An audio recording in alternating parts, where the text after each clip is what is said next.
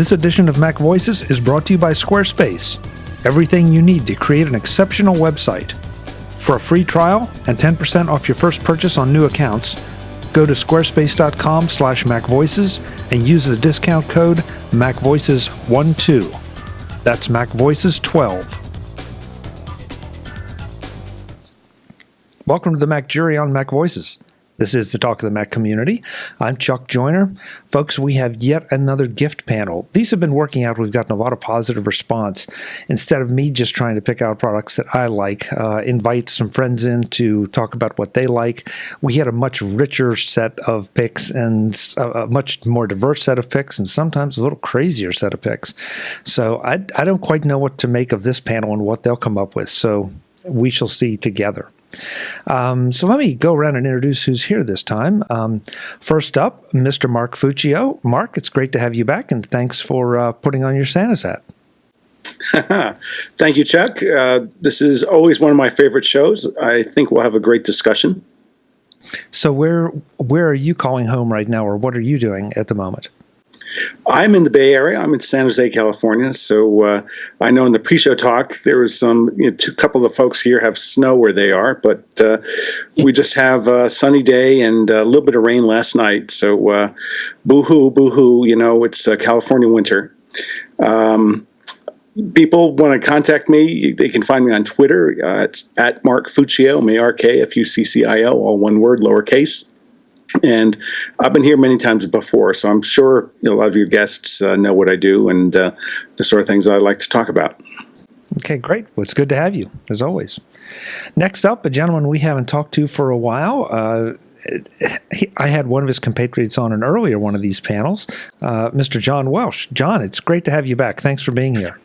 Hey, it's good to be there. Hold on, let me pop up over the mic there. Can you tell I normally do audio only? Yeah, the audio only guys kind of hide behind the pop filter. Yeah, well, it's what we do.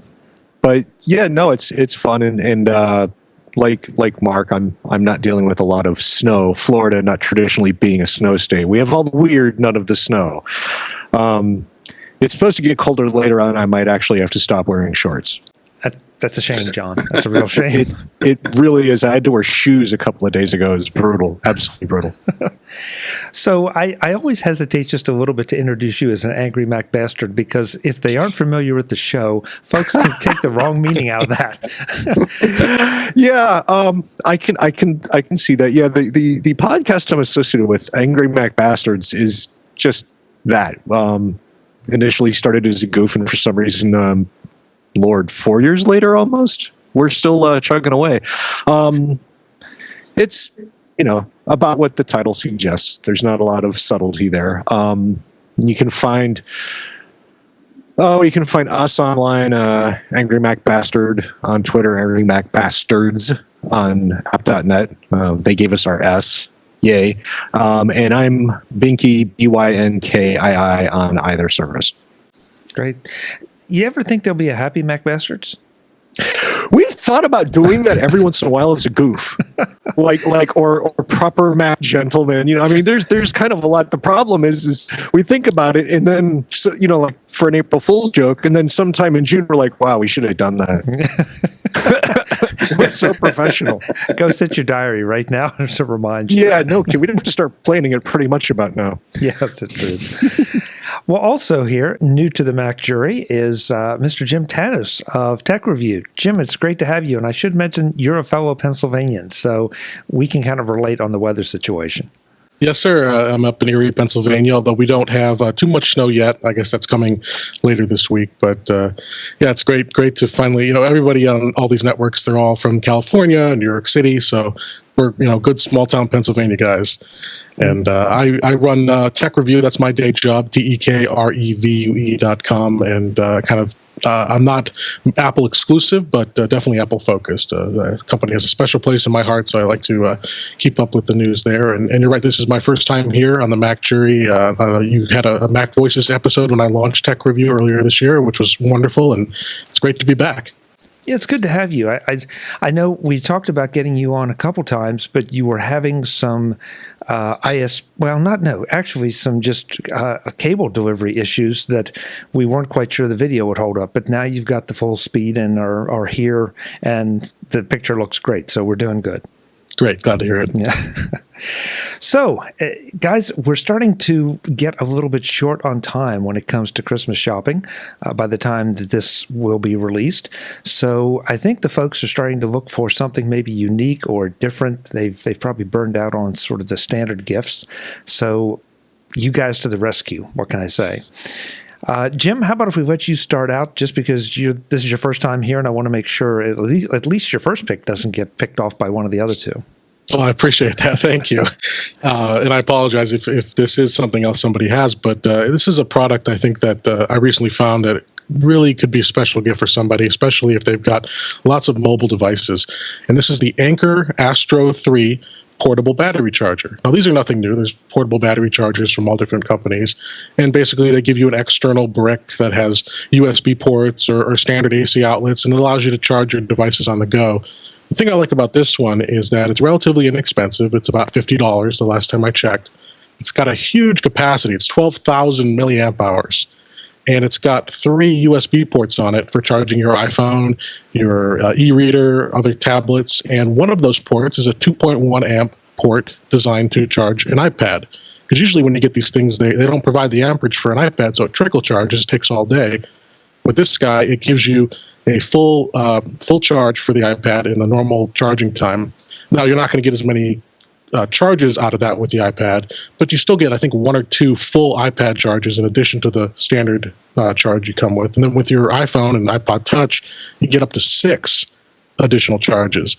And so for $50, everybody's got these devices nowadays. If your friend or family member is a traveler, they're on the go all the time, throw this in the car, charge it up, and it's just a great way to make sure you're always going to have power for those devices.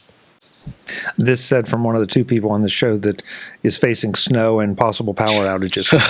Right. Good pick, Jim. Good pick. Yeah. I've got mine charging right now. Yeah. An emotional component to that pick, perhaps. Yes. Going along in no particular order, John, how about if we let you take the next one? I was really glad that you sent the list out early so we didn't step on previous shows' toes. One thing I didn't see on there, and it's something that I've been using a lot at work and just giving to people as they request any kind of an upgrade. Basically, because the prices drop so much, SSD drives for laptops, things like that. I mean, you can now get a terabyte SSD for just under $600. There's a lot of competition in the space. For a while, they're Crucial kind of own that, but Samsung with their Evo line, you can basically, anyone who's got a Mac with it, like especially for laptops, because traditionally you either buy a Retina or you spend Apple's dime for solid state, and Apple does make some nice profits off those. But this is really easy to do, really easy to upgrade, and the speed increased. I know when I put my 17-inch from spinning disk up to SSD, it was night and day. Like it's gotten to the point where when I'm working on someone's laptop with a spinning disk, I have no concept why their computer's so slow. Yeah, it does make a difference. But John, can you get a reasonable amount, or what shall I say, a useful amount of capacity for a reasonable price in this? Yeah, you really can. What I listed there was a high end, a terabyte, right around a terabyte for under $600. If you go 500 gig, 750 gig, the price drops even there. Now you're under $500. So you can pretty much replace anything you're going to find in a laptop that's not like a Retina or an Air for a reasonable amount of money. And again, it's one of those things that unless you just really want the screen, you can take an existing MacBook Pro and by doing this, you can easily add another year or 2 onto its life for under $600, which is a bargain no matter how much you look at it. Yeah, and when you say a year onto the life, you don't realize just what a weak spot a spinning hard drive is until you've experienced the SSDs, and then you're right. Yeah. Anything just seems painful. Well, the thing that got me was not to go too long on it, but the thing that really got me was how many things I thought were slow because of other reasons, and it turned out to solely be the hard drive speed. Like, for example, D&D Online has a Mac client, and I play that a lot because D&D. And it would take a long time to load, like on the scale of 5 minutes to load. And I always figured it's because I've got, pretty not great DSL.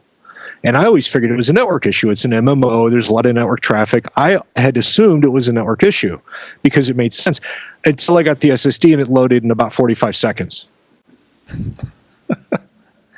Yeah, I actually timed the actual true loading bar cycles, and including app launch and loading bar cycles, it went from around 5 minutes to about 45 seconds to a minute. It destroyed what I had thought was slowing down my machine in almost every single case.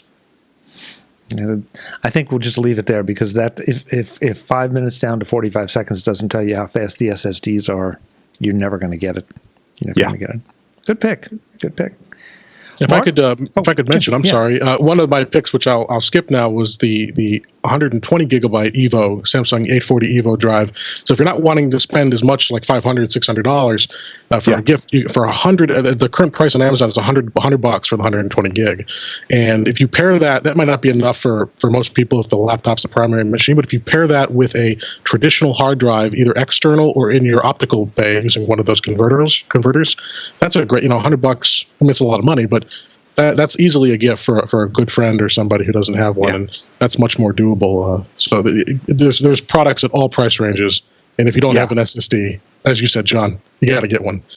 Yeah, really. Okay, good. Mark, how about your pick for the first round? Okay, I would second John and Jim. SSD is certainly a game changer and very, very, very noticeable. I have a product recommendation. If we hit 4 or 5 rounds, that would complement what John said. But first, I would go on to my own pick. And since getting the invitation and hearing some of the other episodes with gift shows, a lot of the really cool stuff and maybe new geek stuff this year has already been taken.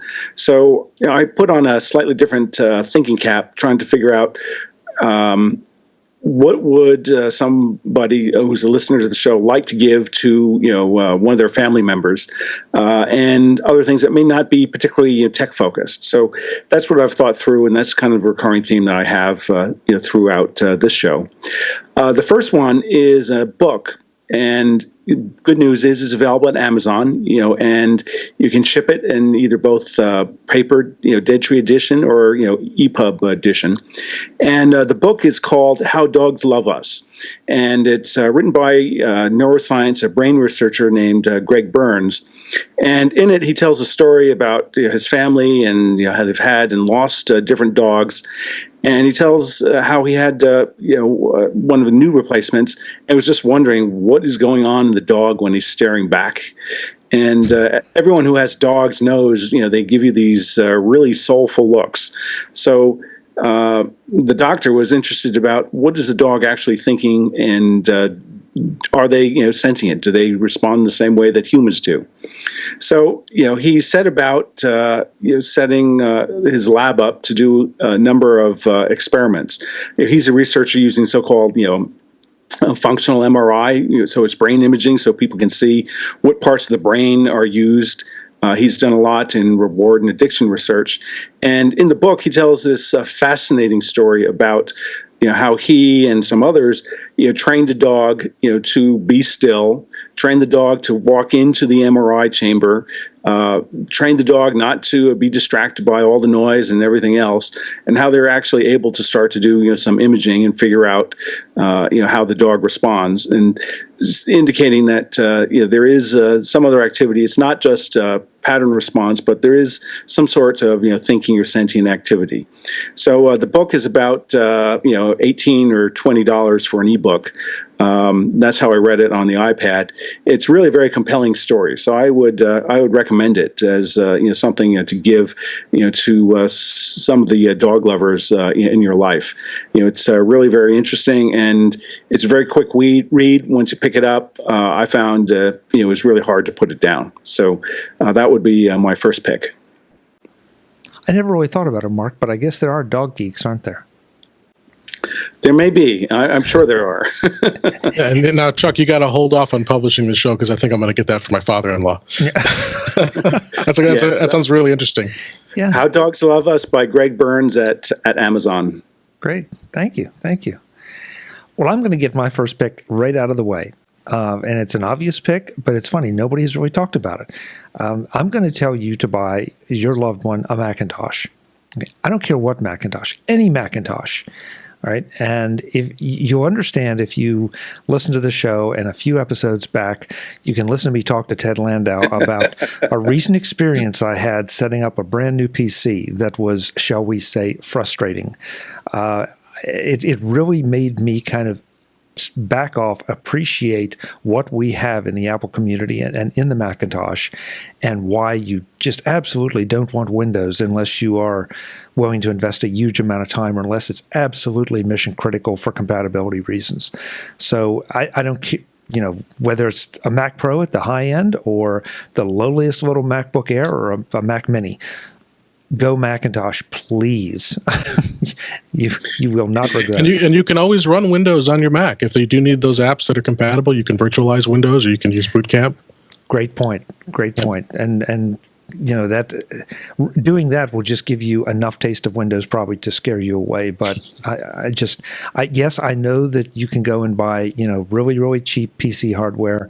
But the thing is, I'm so tired, and I'm not going to rant, but I'm so tired of people saying, well, I can get this computer for this, or I can get this computer for that. No, it's a PC and a Macintosh. It's like night and day, okay? It's just completely different. So get a Mac. That's it. I heard that episode, Chuck. I'm surprised your head didn't explode. I'm surprised you're still with us. Well, Ted was kind enough to let me have a little time on his couch, so we got through it. All right, well, that's round one with an interesting, very interesting, diverse set of picks. So how about if we flip the order around a little bit for round two? John, we'll give you first dibs this time. Cool. My second thing is a big bucket of Legos. No sets, no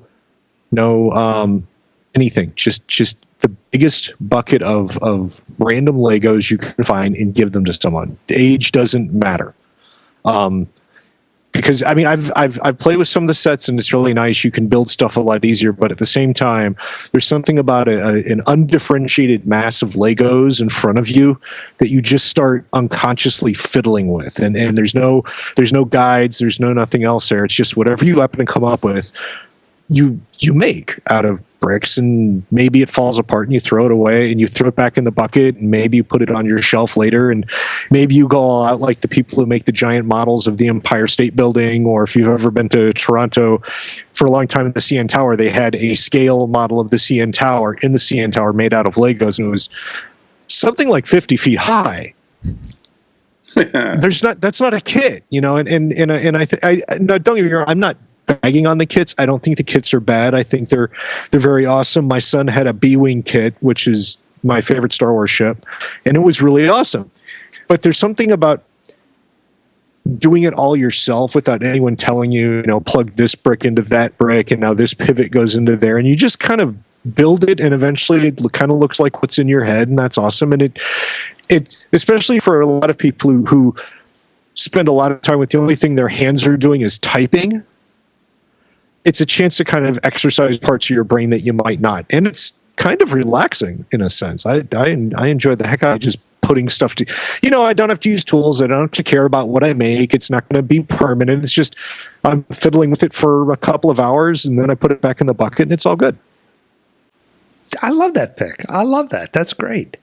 That's great. And I especially like just the whole freeform idea of doing it instead of the kits. Because when I was a kid, we never had the kits. You just had the raw blocks, and you did whatever you could figure out with them. Yeah. And that was kind of the fun of it, was you'd end up buying more sets because you always run out of the one brick you needed.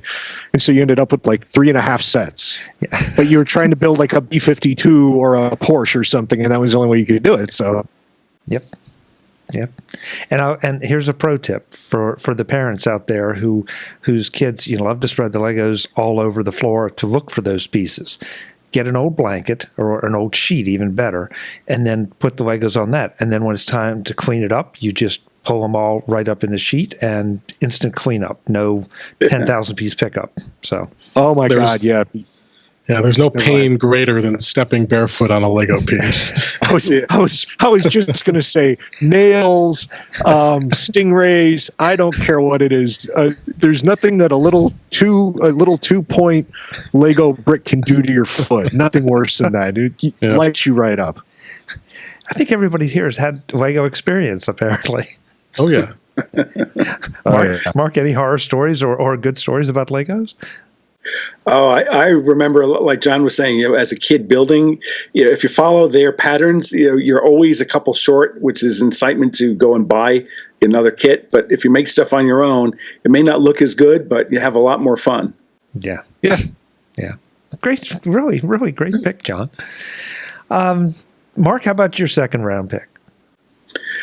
Okay, my second round pick, I think is probably something completely different. And the idea here is, I don't know if we can see it, but it's a place called Templeton Hills Beef. It's a cattle company in the central part of California, and they just raise beef on grass-fed ranches. They don't give antibiotics, and it's really great. There's probably two reasons why some of your listeners might think about it, and why they might want to give it. Apart from being unique and different, the two reasons are: number one, its stuff tastes really good, and number two, it's cheaper than beef they would buy in the supermarket. My wife and I first learned about this a couple years ago. We were at a wine tasting, and they were there promoting their products, and it ended up we bought a quarter of a cow, and that's a lot. That's over 100 pounds of beef. So we planned ahead. We have a separate second freezer in the garage. So between that and our normal freezer, we're able to actually make space to store it. And thereafter, for the next over a year, we're able to enjoy things at different times. Since then, Templeton Hills Beef has grown, and they now sell things in smaller packages. They sell 25-pound boxes, and that's one of the ones that I'd recommend. It's a great gift. It's about $250 plus shipping, and it gives you a good combination of premium steaks, roasts, ground beef. Averages in that quantity about $10 a pound. So, compared to your normal supermarket prices, if you're looking for your T-bone or porterhouse, you're looking at $20 plus or minus, maybe more per pound. Unfortunately, commercial beef is grown quickly, fed a lot of antibiotics, and they grow quickly and they have a lot of fat. In comparison, grass-fed beef, they're out on a range, so they're eating grass. They have a much more natural, a much richer taste. Some people may not like that, but it is much softer, much more tender type of beef. For irrespective of all the cuts. So you can find them. They're on Facebook. Or you can cruise the web and you can find their website. Guy who runs it is a guy named Will Woolley, who I've seen at a number of events, and he's really great, true gentleman. So if you're looking for something unique and different, to give, I think this is one thing that it's not illegal, it's not fattening, and it's not immoral. So have fun with it. I haven't had dinner yet, Mark. So you're not helping. Oh well. Yeah, and you live too far away to bring me a piece, so I have to make do. Jim, your second round pick. I'm trying to get ahead of myself. Second round pick. Well, I feel kind of unprepared now. I've only brought tech stuff, and everybody's coming up with these awesome alternative kind of gifts. But I guess I've got one thing on my list that's not directly technology, and that's Star Trek: The Next Generation remastered in HD. If you all remember, about 2008 or so, they did the original series that came out on Blu-ray, and there were excellent restorations and transfers to Blu-ray, and then later to digital HD downloads.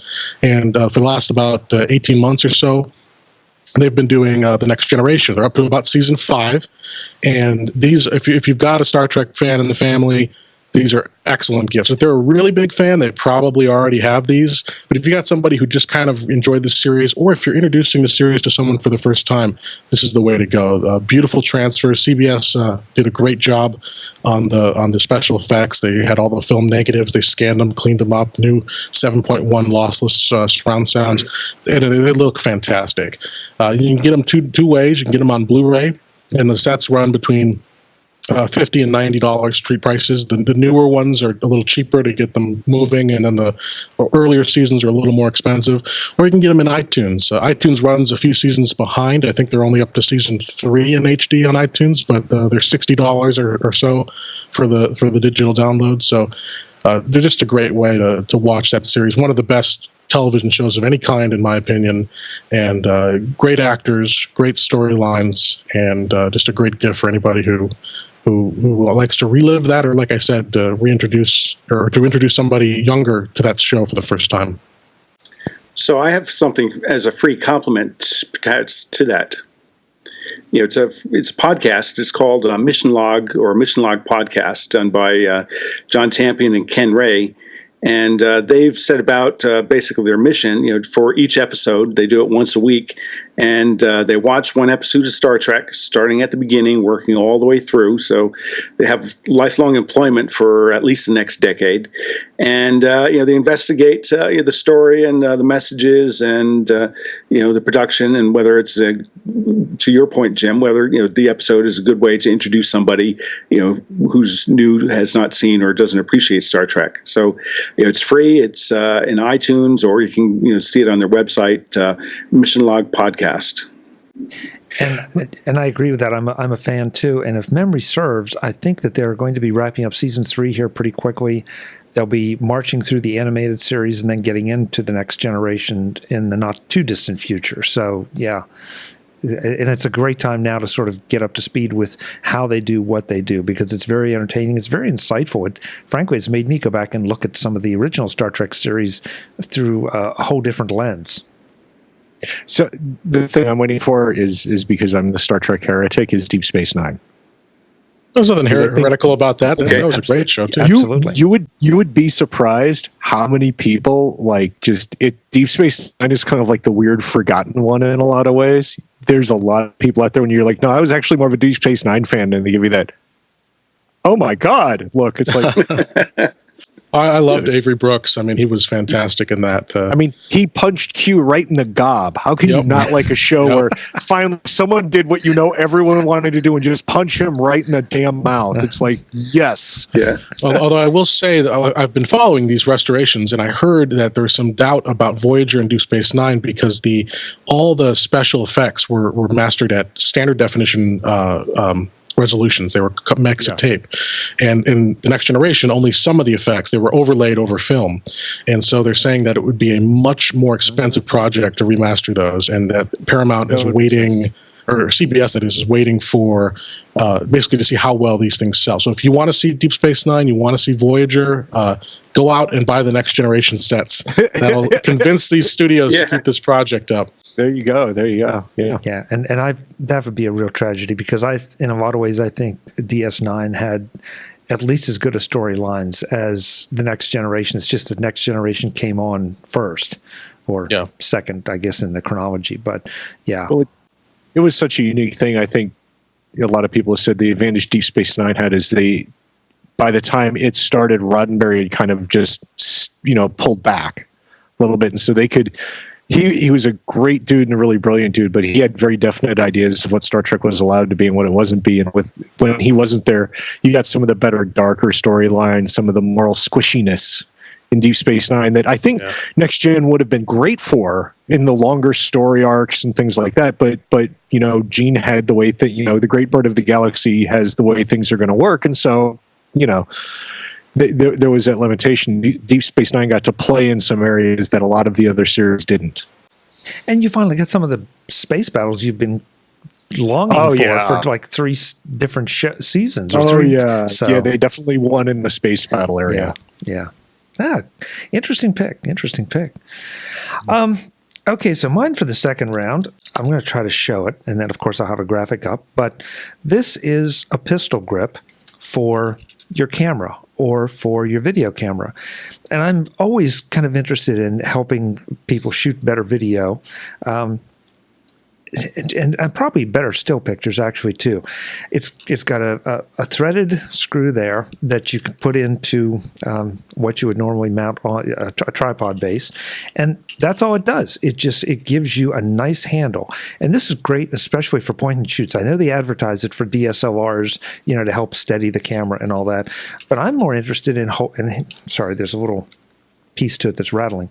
I'm more interested in taking a point and shoot, or a really decent point and shoot, and having it so that then I can move it around, pan it a lot easier, because the only camera that's really meant to hold and move is a video camera. Everything else, you're trying to figure out a way to hold it, get a hold of it, not put your finger over the microphone if there is a microphone on it. This is it. It's $18. And it's there's nothing to it. Comes on, goes off very easily, but it really will change the way that you shoot video with your point and shoot, maybe with your DSLR. So it's from what is it, Pictures and P&C. I don't remember what that stands, but it's pistol grip for your camera. Where did you buy it? Amazon. And this is as good a time as any to say, folks, I'll have links in the show notes to everything we pick, so you don't have to go and wander the web. You'll just come right to the MacVoices site and do all your Christmas shopping right there. Today's edition of MacVoices is brought to you by Squarespace, the all-in-one platform that makes it fast and easy to create your own professional website or online portfolio. For a free trial and 10% off your first purchase, go to squarespace.com and use the discount code MacVoices12. Websites and iOS apps. Not two things you normally think about together. Unless, of course, you are Squarespace. They saw an opportunity to help you manage your Squarespace site from your iPhone and iPad. That means you can do more with your site than just look at it when you're away from your computer. The Squarespace blog app is key. You can draft, post, schedule, and review posts, as well as manage comments made on your site. Fully integrated with Layout Engine, Blog lets you easily format your post with text or Markdown, rearrange images within your posts, and make changes to post settings. To find out who's visiting your site and liking or not liking what they see, Squarespace has their new metrics app. Page views, unique visitors, projections, and charts are all at your fingertips, as is information on Twitter and Facebook followers. But that's not all. Squarespace Portfolio has been updated for iOS 7, so you can play videos straight from your galleries over any connection. And note, Squarespace's minimalist note-taking app has also seen an iOS 7 facelift, so you can get those great blog post ideas down out in the field, then refine them at home or in the blog app. And that's just the iOS side of Squarespace. Find out about the whole package by signing up for a 14-day free trial at squarespace.com, and then make the site your own for 10% less with the code MacVoices12. That's 10% off with the code MacVoices12. Squarespace, everything you need to create an exceptional website. Thanks to Squarespace for sponsoring this edition of MacVoices. All right, gentlemen, that's round 2. We're making good time. So how about if we do round 3, and Mark, we'll let you start off round 3. Okay, so for round 3, I have a pairing of a game and a podcast. And I'll explain why they're a natural coupling in a minute. So the game is called Plague Inc., and it's by a company called Endemic, which is a UK-based developer. And the idea there is, maybe as the name might indicate, is you are in charge of basically, engineering a plague, be it a virus or bacteria or parasite, and your goal is, to annihilate everybody on Earth. So that may sound a little bit gruesome, but the way you do it, it really exposes people to thinking about how do viruses, how do bacteria, how are they spread, how do they mutate.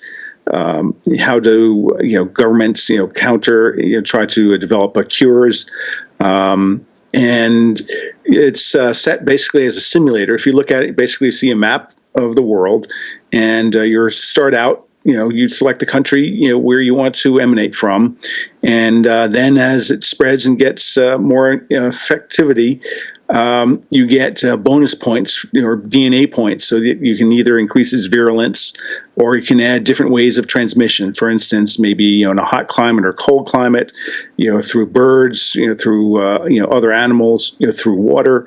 And it really, helps educate and maybe put people a little bit at ease, thinking about how different pathogens spread around the world and around the planet. So it's 99 cents for the base game, and there are a number of plug-in modules that you can use for different virus packs or different bacteria or other things. So they range from a couple bucks to I think $8 at the high end. I found it's a really addictive game. So I don't do a lot of gaming. I've just don't do much stuff, but since I learned about this a couple of weeks ago, it's something I have a free moment. I pick up my iPhone and I start playing with it. So it's really very, very interesting. So I suppose maybe the companion product explains why I was interested in that, and that is a podcast. It's called TWIV. This Week in Virology, and it's run by a professor at Columbia Medical University, or Columbia's medical school, named Vincent Racaniello, who has in his career has done a lot of interesting breakthroughs in terms of RNA viruses and sequencing and the like. And the format of the show, I love it for a couple of reasons. I'm sure that we all listen to other shows, and some we like, and others we probably want to put our fists through the speaker, because 1 week it's an hour, and another week it's 2 hours, and then it's 45 minutes, and then it's an hour and a half.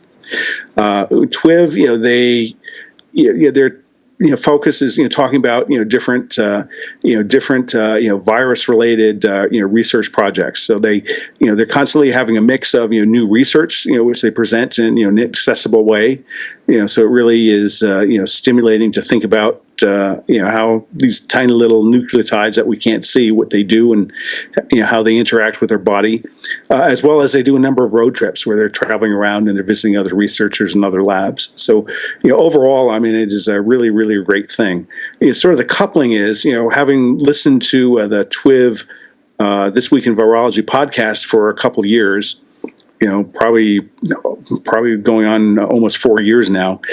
You learn a lot about how viruses transmit, and patterns of how they spread from host to host. And from that, when I learned about the game Plague Inc., it was really an interesting opportunity to try to use some of the stuff that you had developed passive knowledge about. And the Plague Inc. is really a fun game. And the author, just thinking sort of who some of his credibility and heritage is, he's been invited and he's spoken at the CDC and other places. So, he's really got a lot of interest, and he's won a number of awards for the game.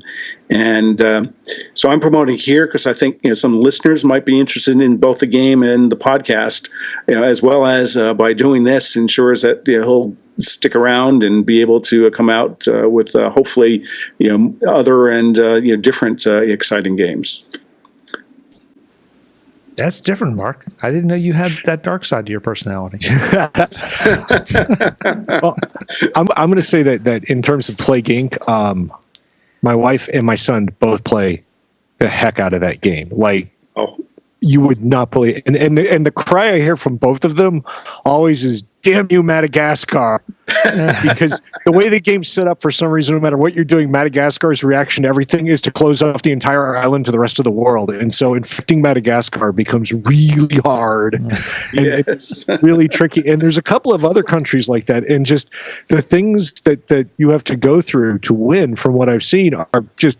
It's fascinating. Even if you're not playing, it's fascinating just to watch, because the amount of thought and planning and logic and everything else you have to go into to wipe out everything on the planet. It's a little weird. It's kind of a bizarre end goal, but it's neat in all the thought that you have to put into. It's not just make new bug and infect and you're done. There's a lot that goes into it, and it doesn't sound like it when you think about it, but it's actually pretty easy to lose on that game if you don't do it right. It is. I found early on I had a number of successes, and then thereafter, it gets a lot harder. But there are all sorts of analogs, right? For computer viruses or videos or things. It provides an interesting way of thinking about how stuff spreads.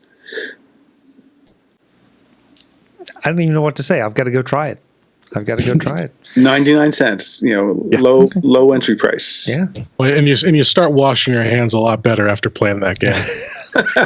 Yes. Scrub it in the bathroom like a surgeon, Yeah. I walk around like this after I've sterilized myself. Need more bleach. All right. John, can you top that? I don't know if I can top it, but the game thing reminded me of one.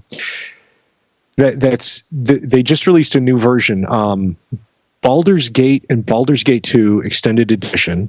You can get Baldur's Gate, the original, on Mac, Windows, and iOS, and they've just released Baldur's Gate 2 Extended Edition on Mac, Windows, and the iOS release is coming up soon.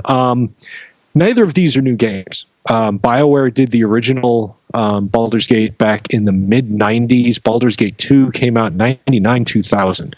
But they were, and they still are, incredibly great games, although they're classic D&D based, although weren't anyone who's used to playing D&D now. These are like second and third edition games. You will get your party waxed by 2 kobolds with a couple of bow and arrows. I mean, it's old school. Things will kill you over and over. But it was one of these games that just took hold, and I have replayed both of them over and over and over again. I was happy when I finally got a computer that could run VMware fast enough so I could play Baldur's Gate 2 in a VM kind of deal. If anyone out there plays like Dragon Age, any of the versions of that, all that stuff you see in Dragon Age, like the background characters constantly carping at each other, hilariously so, comes from Baldur's Gate. A lot of that kind of stuff that you see comes from there. There's one running gag through the whole thing. One of the NPC characters has a hamster, but it's not a hamster. It's a giant space hamster that's been shrunk. Minsk is a little... He's taken one too many shots to the head, but it's one of those games that in terms of story and everything else was just amazing. When Baldur's Gate 2 came out, it was considered at the time literally the perfect game. And Trent Oster is one of the people who worked on both. They've been redoing both of them, updating the artwork where they could, adding new characters, adding new options, new adventure options. They're really inexpensive. You can also get them off Steam. And if you want an old school game that's been updated to work, much nicer with modern hardware, it's not like the graphics are suddenly 3D realistic, but it's a ton of fun and it's as addictive as anything else out there. I have no experience with games, so I don't. Mark, Jim, anybody have any experience with this? It's a good, bad, or indifferent game? I played it a decade ago, but yeah. I know of it. I haven't played it myself. Okay, we'll trust John's expertise. Certainly.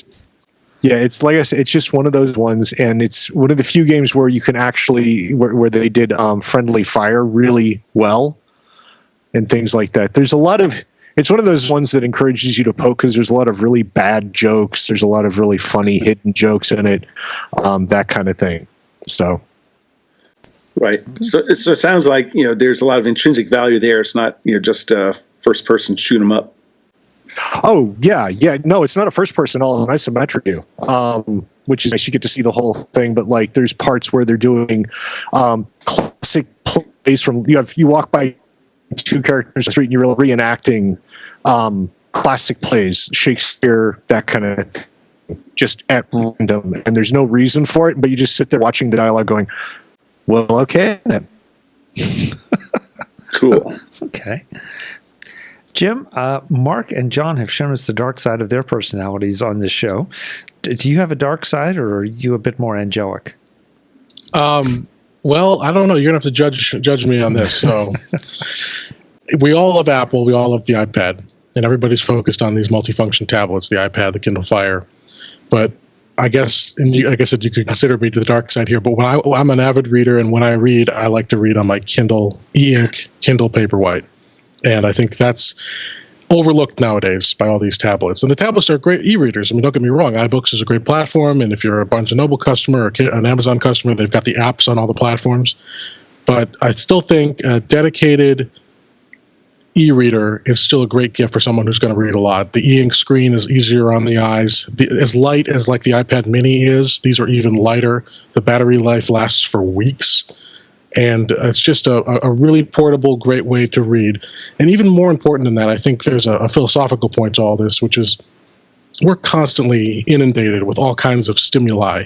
We've got notifications and emails and sports scores and weather forecasts. Everything's popping up. And if you're doing this on a tablet, you're going to be interrupted by those things, or you're going to be tempted to go check your stock portfolio, check the news. With an e-reader, you can't really do that. I mean, they have some basic internet functionality, but it's really you and the book.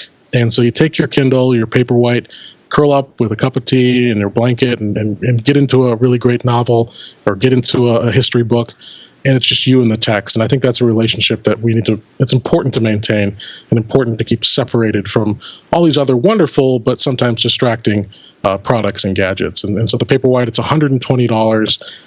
For an avid reader, it's a wonderful gift, and I've owned and used every single generation of Kindle, of e-ink based Kindle, going back to the first one, and they've really come a long way. They're a really, really nice choice. That's an interesting way to look at a Kindle, and I hadn't thought about it, that it does sort of insulate you from all the alerts and beeps and bops and everything that we all seem to have going on everywhere. But I agree, and I also think that it's a very affordable ebook reader. You might be very comfortable putting that cost device into somebody's hands as opposed to an iPad or iPad mini, no matter what generation. That's true, and plus you can take them to the beach, and you can use them in direct sunlight as opposed to LCD screens. And if you leave it on the plane, it's not as much of a hit to your wallet as losing a $500 iPad. And yeah, you're right. For younger folks too, if you're trying to get your teenagers to really get into reading, it's something you can hand them. They're very durable. I've dropped mine a ton of times. They never really break. You really have to hit it hard to break it. So it's just an all-around great thing, and like I said, I think it's just getting overlooked. Everybody looks at I mean, even if you're just in the Amazon ecosystem, everybody looks at the Kindle Fire tablet. But the Paperwhite, I think, is it's one of the best e-readers that I've ever used. Anybody else here? Any other Kindle owners? I don't own a Kindle, but I use the Kindle app on my iPad, and I've been reading way more books, than before having an iPad, just because it's so convenient, and it got to a point where we just don't want more physical stuff, and books take up space, and it's a great reading experience, and I certainly can relate to what Jim said about some of the interruptions, and it being more of a pure play. Electronic analog of a book reading experience. So, I'd recommend, that if you don't want to spend and shell out for a full iPad, that certainly that would be the device that, I would be going for. Yeah, I have one. John? I don't. I tend to, when I do any kind of ebook reading, I just use iBooks on my iPad, but I keep my iPad locked in landscape all the time, so not sure if that helps or affects anything. My beef with ebooks, and it's one that I don't know how they're going to solve it well, is that sharing the things is just a pain. I mean, the problem is that I live in a house full of heavy readers. If someone gets a book, the other two people are going to want to read the book. And so as much as paper books take up space, I can finish that book and someone says, "Are you done with that?" And I can go, "Yes." And I hand it to them. And it's, it's like the Sony commercial about the PS4, here's how you trade games. Same kind of deal. They haven't made share, and I mean, even in the sense, like if I share it with someone, it would physically leave my iPad or my Kindle, whatever, and go to theirs. I'm fine with that. Like the way you would share a physical book, you don't have it, that other person does. We're not talking about making endless copies. They still haven't made that effortless enough yet. And so in a situation like mine, I appreciate the convenience of e-readers. I appreciate in a lot of cases the reduced price of ebooks. But if you want to just say, hey, here, you read this too, it's a great book, it becomes a thing. It sounds like we're maybe bringing up the same point. Amazon, has for Prime members a way that you can share, certain set of titles that they select, and it sounds like that might be a solution. And Jim, it sounds like you have experience with that. Yeah, it's the Kindle Loan program, I guess, and what you do is I don't know if it's restricted to Prime or not. I mean, there is a Prime service where you can get free books, where it's basically like a massive online library for Kindle users. But in terms of sharing your own library, the other person just has to have an Amazon account or a Kindle linked to their Amazon account, and you can loan select books. As you were saying, John, it's not perfect yet, and there are some limitations. But if the publisher enables it, you put the other person's Amazon ID in. The book becomes, it's still listed on your device, but it's not accessible for 14 days or until they return it. So you can get this 2-week period. And I've used it a few times. It works okay. What they do need to do, though, is they need to make it a universal thing. They have got to convince the publishers that we as consumers want to hold on to some aspects and some ideas about physical media. We're okay with letting go of some control, but no matter where I bought a book, I should be able to loan it to someone, no matter what. So, and like I said, no, go ahead, Chuck. No, I'm just going to say, isn't there? And I can't remember the app, but there's something that will allow you to borrow electronic books from your public library. But I know, and I know they have them for the iPad, but I don't know if they have that for the Kindle. Does anyone, do they? Yeah, they've got that for everything. No, but like Jim and Mark are saying, the it's starting to get there. It just needs to go a little bit farther. Yeah. And also I'm a fan of not needing batteries to read. That's a personal choice. But no, I think, honestly, anything that encourages more people to read more stuff, Kindle, Apple, Amazon, don't care. Awesome gifts. Good thing. Yeah. Good. Well, I guess my gift for this round is something that I've been thinking a lot about this as to whether it really is a good gift or not, and I'm still convinced it is. I don't know where we're going with technology. I don't know when domains and domain names will become obsolete. But for a Christmas gift or even just a birthday gift, go and get someone their own personal domain. For several reasons, not the least of which is just it's theirs. It's their identity. Nobody can take it from them. So that, and you may have to standardize, folks. You may have to decide that, okay, all the .coms are gone. Your family may want to standardize on .nets or .us or whatever. But go and get them the domain name. That way they have an email address that is all theirs. They'll never have to be at Comcast or at Cox or at wherever. They can always be their own domain name.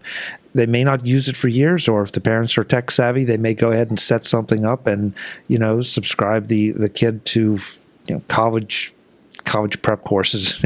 I don't know what you would use for a child's email at this point, but I really think it's important as the tech moves on to preserve that identity for them, and it's something that they can't do yet, obviously. So it's not that much. It's not that expensive. In fact, I was checking Hover today, Hover.com. The .com email addresses are going for about $15. Everything else is kind of all over the board. So, and I know. Yes, somebody will say, I can get you a cheap domain here or there. Go with a reliable registrar that doesn't make you jump through a million hoops and doesn't make it tough to renew or whatever. And for my money, that's Hover. And they're not a supporter of the show, but I am a customer, and I really love their service. Yeah, I'll vouch for Hover, too. They've been great. I moved from GoDaddy a few years ago, and GoDaddy was a nightmare. And I apologize if they've sponsored anything anybody's involved with, but my personal experience with them was terrible, trying to get manage the domains, renew them, or cancel them, and then eventually transferring them to Hover was a nightmare. Hover's been fantastic. Yeah. I don't know. GoDaddy got better for me, but then again, a lot of my stuff stuck on Network Solutions, and if you want some serious kludgy stuff, NetSol will... Yeah. Yeah.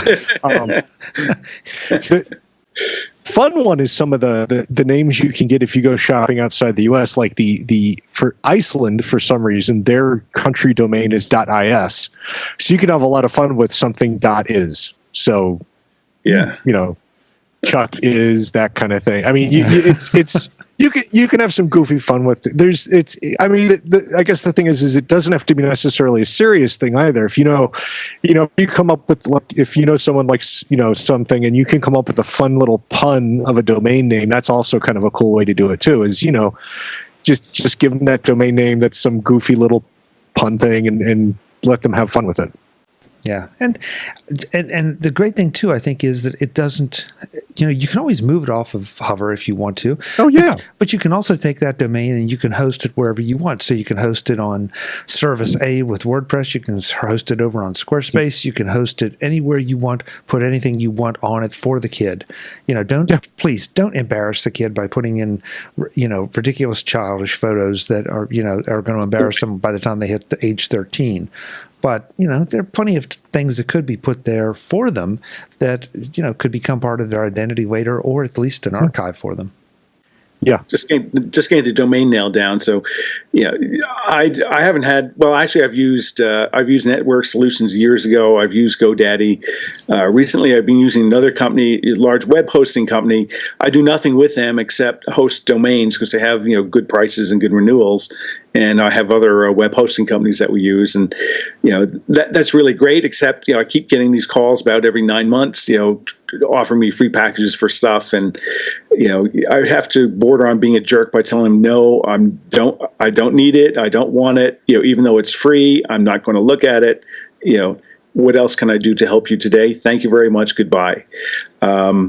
But there's all sorts of domain hosting companies out there, and I think people just need to find somebody that they like and that they're comfortable with, because it's more or less a commodity. Yeah. Yeah.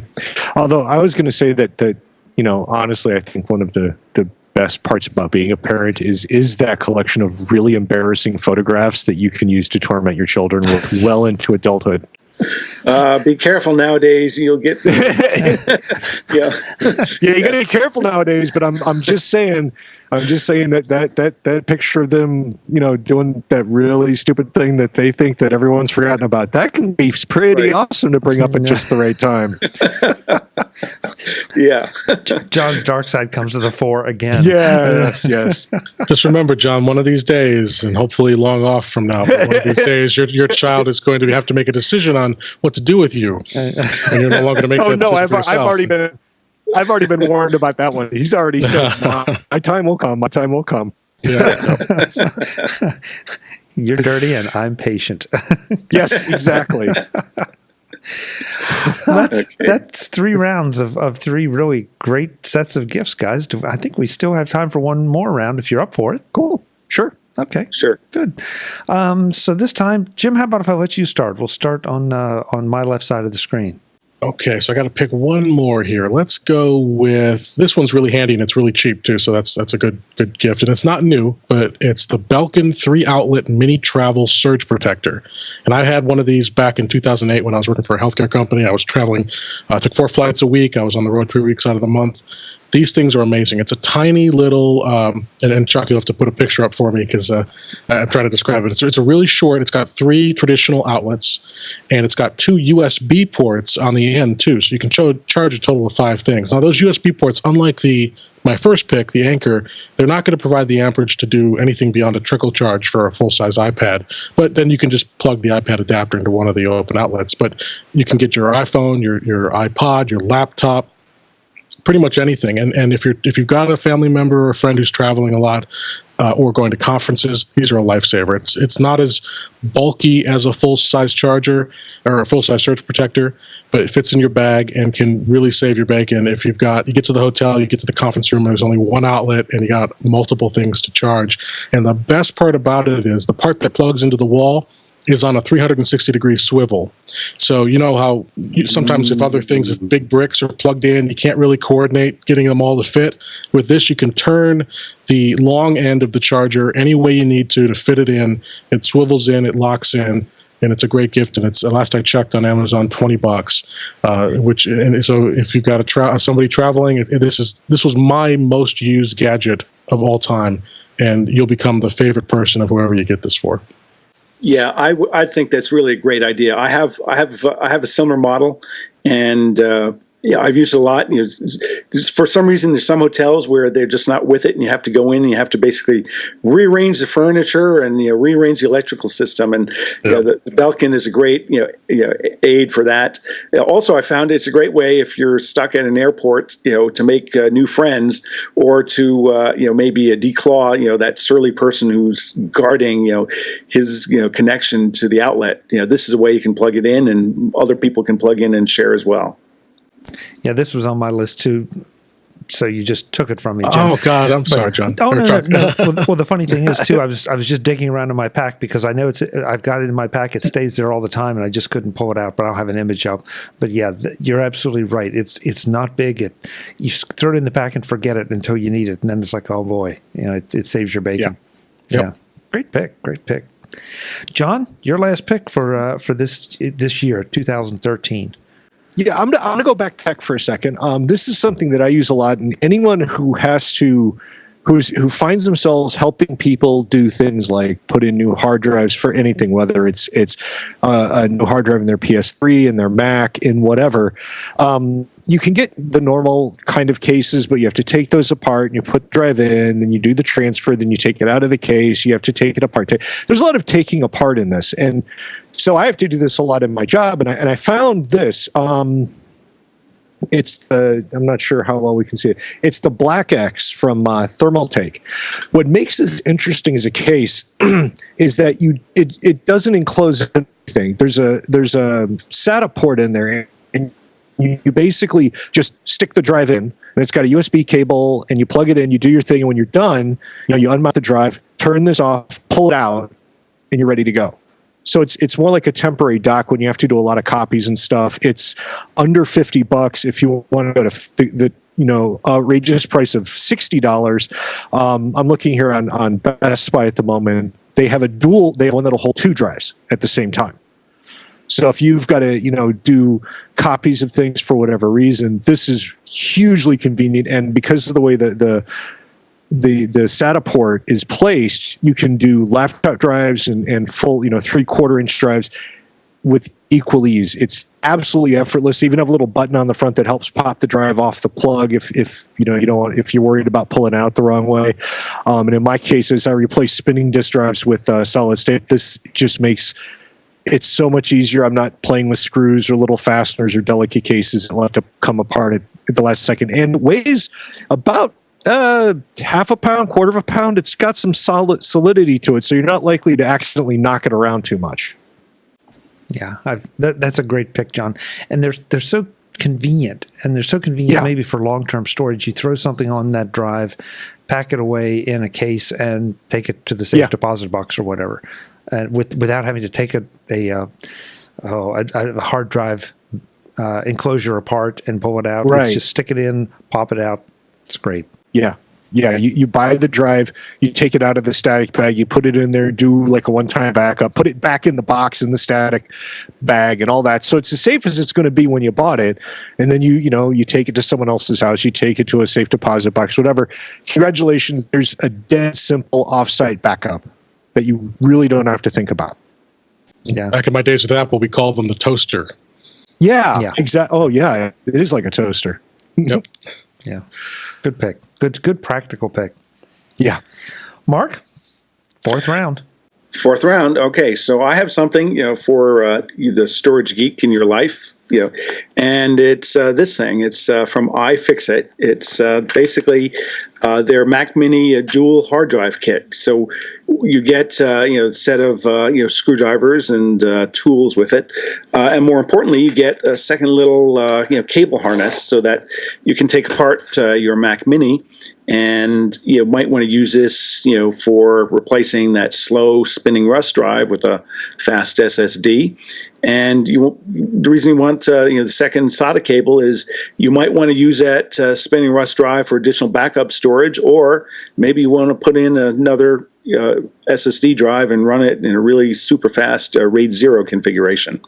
So the choice is yours, and when you're done, you have the toolkit left to spare. This is available. I've seen it on iFixit's site for a long time. It's generally around $70 there. I guess they're selling it through Amazon, and I don't know if this is a permanent price or if it's just the fall season, but it's on sale at Amazon for about $30. I bought mine at the end of October, and I just checked again today in advance of this show. It's still available online at Amazon for $29.95. So, very, very affordable. It's do-it-yourself toolkit. For the geek and your Christmas holidays that you need a project, for between Christmas and New Year's, or any other time. Mark, some of the iFixit stuff, I mean, it's all fantastic, but some of it also just admittedly is not for the faint of heart. There's some devices that are a little beyond the average person's willingness to crack open. Is that what you find with the Mac Mini, or is the Mac Mini come apart pretty easily with that kit? So that's a great question. So the new unibody Mac Minis that have been out, I think, 2 years or 3 years now, the ones that are just pure aluminum without the optical drive in it, those are a lot easier to take apart. I had one of the former ones, and for years I thought maybe I'd soup it up, but I just didn't want to have to take it apart. This new one, it takes a little bit of care. Taking apart is pretty easy. The really tricky thing is some of the cables and connectors. To put it back together, it takes a little bit of dexterity and care. So key thing is get a clean work surface, a great light, and take lots of pictures. Use your iPhone or your iPad. Take lots of pictures as you're taking it apart, so that when you're putting it back together, you can really see exactly which cable goes where. They have a lot of guides on their site. I think they're a little bit helpful. They're also probably more marketing to incent you to want to go and buy it. But there's nothing like taking a picture of the system on your desktop, so that which cables go where. Oh yeah. Yeah. No. I absolutely, completely agree with that. It is so, and this is something when I'm taking apart anything, if it's got screws for a part, I make sure I have enough room, because I'll put the screws upside down on the table in the exact pattern they go into that part, and then I put the part right in front of the screws. So I take up all the space, but I can look at anything I've taken out and go, that's how those screws go in that, and that's how those screws go in that. And as we all know, when you're taking about computer hardware, it's not like there's just one screw and it goes in. There's like 30 different kinds. If you get them in the wrong order, something bad happens. So, yeah, what he said, absolutely. Yeah, and you don't get extra credit if you have parts left over. No. If you're going to be doing any kind of computer repair, you got to pick up one of these, and they sell them at iFixit. I'm sure you can find them anywhere. Get either a screw tray. So it's this tray that has all these compartments, so you can keep the screws separated. They also make flat sheets that are magnetic, and they have the dividing lines on them, but it's a flat sheet, and you can keep the screws in place with magnets, and those are great because, like John, he was saying he was lining them up, and I used to do that too. And then I have cats, and the cats will jump on the table and knock the screws off, and now all of my segmented, nicely divided screws for each step are in a big pile on the floor. So get a tray or get a magnetic screw holder, and those will be, if you're going to be doing anything, even if it's just a single project. These things cost a few bucks. Pick one up; it'll save some headaches for you. And if you have to do a project really quickly, ice cube trays. That's true. Or egg cartons. Or egg cartons. Yeah. But the reason to think about it is the processors are so fast and spinning drives are so slow that you can really extend. I think John was talking about this, because his first pick was an SSD. You can really extend a couple years of life, just by upgrading the hard drive. So you think about in this case, a new Mac Mini, that's what, $700. So you figure anywhere from maybe $100 to $250 for a new hard drive. SSD drive, that gives you a couple years, of new life. And, to illustrate it, when the MacBook Air came out, the first one with SSD, it to me was really amazing. All the pundits, it seems like their hair was on fire, and they were in this hysteria of, for the first time, Apple offered a slower processor. But when people ran benchmarks on that MacBook Air, it kicked the butt out of all sorts of other things, because to make a computer go fast, it's a balancing act between processor speed, memory speed, disk speed, and in many things, the hard drive has been the bottleneck. So, get rid of those spinning drives. They're great for bulk storage, but if you want speed and performance, put in an SSD or even a set of rated SSDs, and you'll never go back. Yeah. You'll never go back. I don't want to even think about rated SSDs yet because my bank account can't handle it. They're awesome. Yeah, thanks, John.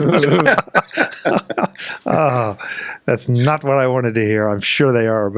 Well, but the other nice thing is if you know someone, if you're technically astute enough, you know someone who is, if you what you can also do is, because they make trays where you can take an SSD and put it in a 3.5-inch tray, and then that'll fit in a standard carrier. So if you have a current Mac Pro or something like that, I don't know if they do anything like this for the iMac, so this may not apply to that. But say you've got a Mac Pro and you've got those extra bays, you can get a cheaper SSD, put that in, and there's a number of guides that will help you basically home grow your own Fusion drive. So you have that big 3.5-inch in one bay, you have the SSD in the other, and it's all done in software. Apple's Apple's disk utility, their command line stuff supports it. If you're not happy with that, find someone who knows how to do it. But it's a great compromise in giving you a lot of the speed of an SSD with that same capacity of spinning disk. So the best of both worlds kind of thing. So that's another thing you can do with this kind of stuff. Fortunately, it doesn't have to be either or. Right. Or another thing is, just to double down on a couple shows ago, Chuck, I think you recommended a Drobo 5D. I have one, and it's Thunderbolt, and it has, an SSD accelerator, and you can see it, my box is, sitting on the desk behind me, and it's, it's a really great fast system. And, so that, that's maybe a great compliment to something like a Mac Mini, because, ultimately, there's going to be all these new tiers of storage, right? Internally you may have, very fast SSD. Externally you want to have, Thunderbolt, and you either do, something like John was saying, a homegrown Fusion drive, or you go to something that, like the Drobo, that uses a blend of the two, and stuff is getting faster, faster overall. Yeah. And the 5D, I, as you know, Mark, I dearly love, and I know that it can support SSDs, and I'm trying not to think about how much faster it would be with those. So, I would like to say one minor thing in favor of the 5D and Drobo in general. I have a 5D, I have an 800i, I have a 1200i. I have never in my life abused a RAID the way I abused a Drobo one time, just to try to force it to lose data. And literally the only way I think I could have done it would have been to take each individual drive out, reformat each individual drive, because it literally would say, you've removed too many drives, put one back in. Then I can rebuild your data. Now, it took a while to rebuild that data. You want to rebuild, 10, 20 terabytes worth of data. It's going to take you some days, but I could use it during that time, and I lost nothing. And I mean, I literally tried everything short of physically damaging the disks or deliberately reformatting them to make that thing lose data. I couldn't make it do it. Now, you still need backups, but however Drobo's doing that magic they do, it is insanely robust. Amen. Well, my pick for the fourth round, I think this may be the first piece of software I've picked in all of the gift guides. We talked about a couple podcasts on this show, this particular show, and so I want to suggest that as much as it pains me to say it, give up iTunes for your podcast subscriptions and go get Instacast. Get Instacast for the Mac, get Instacast for the iPhone, get Instacast for the iPad, and you will have a very robust solution for all of your devices to subscribe to everything that you want to subscribe to. Now, that doesn't sound like a big deal. The big deal comes in Instacast's ability to sync the what you've played and what you have it across devices. And the interesting thing is they don't use iCloud, they don't use Dropbox, they use their own solution, their own servers to do this. So I can start playing a video or an audio podcast on my Mac and grab my iPad, go to the office, and pick right up where I left off on the iPad, because it's constantly going back and forth and checking and syncing. I can set it up so that it isn't doing that, so that it does it only at certain times for bandwidth considerations, or I can tell it just sync your brains out and, just make sure that I don't watch anything or listen to anything twice. And it does it. If I finish watching or listening to a show on one device, it'll drop off the others within just a few seconds. It really is very robust. It's very easy. In fact, strange as it sounds, if anything, the Mac player, in my opinion, is the weakest one, because they have not put all of the controls right on screen. They've tried to make it a bit cleaner, but it also means then you've got to rely on menu commands for several of the things, like playing podcasts at twice or 2 or 3 times the speed. And believe me, folks, you can train yourself to listen to things at 3 times the speed and still pick it up, but that's another show. Chuck, question: how much? I was afraid you asked me that, because I forgot to look it up before the show, but I think like $15, $20. Okay. Yeah, you'll pick up all 3 probably for under $25, and it's just well worth it in the time that I've saved trying to figure out what has been listened to where, and not and I'm also one. Not every episode is titled so that you can figure it out. Sometimes it's just episode number 375. So I need something that's smart enough to know that I listened to episode 375. And Instacast is it. There's some great other podcast players out there.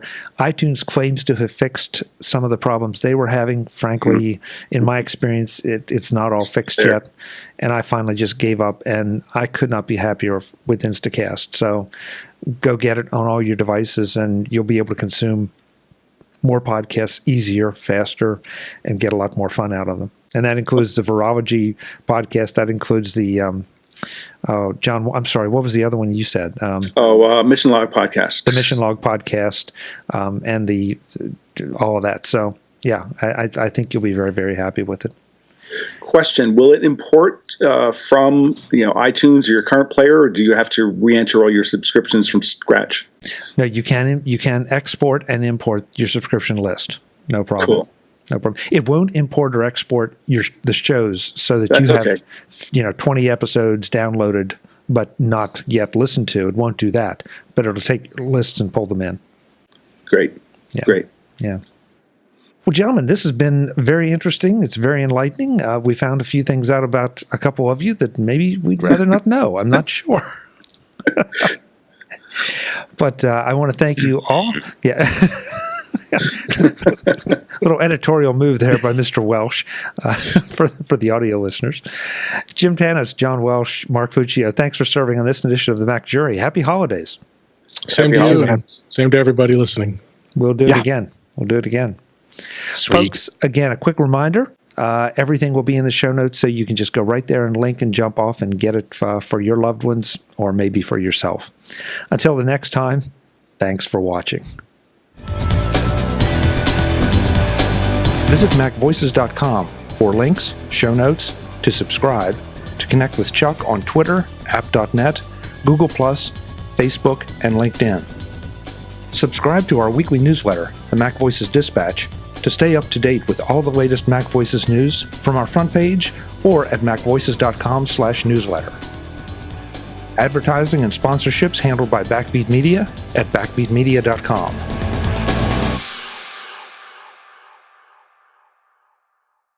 Yeah, I'm just going to go out on a limb here and say this was the best of the gift shows. If you watch only one Mac Jury gift show this year, make it this one. I completely agree, sir. I completely agree. That may go in the outtakes, gentlemen.